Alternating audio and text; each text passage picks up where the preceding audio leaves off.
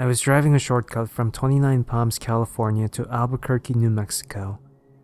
29 Palms is located in the desolate high desert east of LA. The shortcut was all two-lane road through total nothingness, except for passing through Amboy, California. Amboy is a nearly abandoned town nearly as far as below sea level as Death Valley, with a dormant volcano and lava field on one side and a salt flat on the other. It was also, at the time, a hotspot for satanic group activity. So I was driving by myself in the afternoon. I stopped in Amboy and snapped a picture of the city sign, just to prove I was there, to friends who dared me to take that route to the I-40.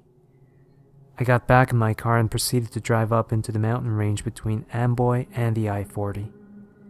Once I reached the top, I'm driving north through a canyon with high grass on both sides of the road. Up ahead, I see some stuff in the middle of the road. As I approach, I slow down to see a red Pontiac Fiero stopped sideways across both lanes, a suitcase open with clothes scattered everywhere, and two bodies laying face down in the road, a man and a woman. I stop 100 feet or so away and the hair on the back of my neck is standing up. Being a Marine, I reach under the seat and pull out a 9mm pistol and chamber a round. Something seemed very wrong. It looked too perfect, as if it were staged. An ambush? Was I being paranoid? Something was just wrong. Getting out of the car seemed unthinkable. It was the horror movie move. As I scanned the road, I saw a line I could drive. Past the guy in the road on his left, swerve to the right side of the woman. Behind the Fiero, I'd be on the other side. I dropped it into first gear, punched it, and drove the line I planned. I passed the back of the Fiero without hitting it or either of the bodies in the road.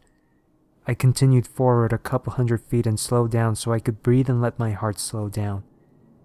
As I looked up into the rearview mirror, I saw that the two bodies had gotten up to their knees, and 20 or so people emerged from the tall grass on either side of the road by the car and bodies. At that moment, my right foot smashed the gas pedal to the floor and did not let up until I had to slow down for the I-40 East on-ramp.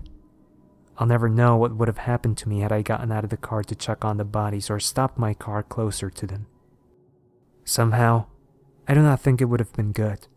Sometimes real life can be scarier than the movie.